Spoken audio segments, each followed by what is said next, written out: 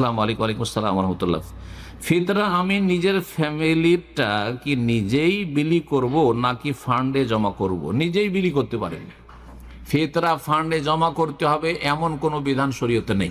তবে যদি করে ফান্ডে যে যৌথভাবে একসাথে জমা করে আমরা বেশি বেশি দিতে পারবো, এতে গরিবদের বেশি ফায়দা হবে এই উদ্দেশ্যে, তাতে যদি লাভ বেশি দেখে তাহলে করতে পারে, ফান্ডেও জমা করতে পারে। তবে যার কাছে জমা করবে সে যেন আমানতদার বিশ্বস্ত হয়, সে যেন মেরে না খায়। আমরা দেখেছি আমাদের দেশের সর্দারগুলিকে, ইল্লা মাশাল্লাহ অধিকাংশই প্রথম যখন এসেছে ফিতরা নেওয়ার জন্য গরিবরা, ঈদের দিন চলে এসে ঈদের পরের দিন, আরে ঈদ হয়েছে আর বেরিয়ে গেছো চাইতে, 2-4 দিন পরে আসতে হয় না, কথা বলছেন। আর যখন চার দিন পর যাচ্ছে তখন বলছে এত দেরি করে এসে তোমার জন্য কি বসে আছি নাকি, আমি কি বেতন খাই যে তোমার জন্য বসে থাকবো? আমি ঈদের দিন থেকে লেগেছি, 2-3 দিন বেতন শেষ করে দিয়েছি, নাই কিছু নেই। বুঝতে পারলেন কথা? প্রথম দিকে এত তাড়াতাড়ি কেন? আর যদি দেরি করে আসে তো বলছি এত দেরি করে এসে পাওয়া যায়, সব শেষ। এরা খেয়ানতকারী। অনেকে ভাগ বসিয়ে দেয়, বলছে 8 ভাগের 1 ভাগ আমার, সর্দারদের না। হারাম। তুমি নিজের সংসারের কাজ করছো 24 ঘন্টা, তার মধ্যে কিছু সময় ফকির আসলে একটু দিয়ে দিলে, অতি 8 ভাগের 1 ভাগে নিয়ে নেবে না? তাহলে তোমাকে ডিউটি করতে হবে বসে।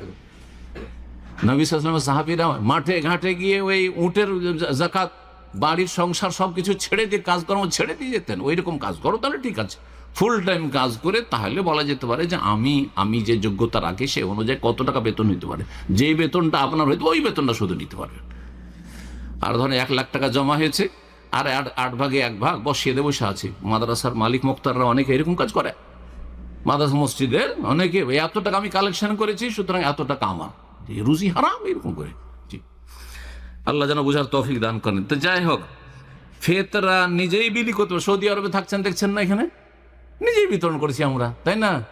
এই আপনারাই দেশে গিয়ে কিন্তু সর্দার আর মন্ডল মাতবরের কাছে জমা করছিলেন, আর এখানে এসে নিজেই ফিতরা দিচ্ছেন। তাহলে বোঝা গেল যে সৌদি আরব হচ্ছে ইসলামের দেশ, নবী সাল্লাল্লাহু আলাইহি ওয়াসাল্লামের দেশ, মক্কা মদিনার দেশে। এখানে আসলটা আছে না, দেশে আসলটা আছে, কিন্তু কিছু সুবিধাবাদী আছে, আলেম সমাজ বলবে না না না আমাদের কাছে জমা করতে হবে, কারণ তাহলে বেশিটা রাখবে ওরা, আর বাকিটা অল্প কিছু দান করবে, সেই জন্য।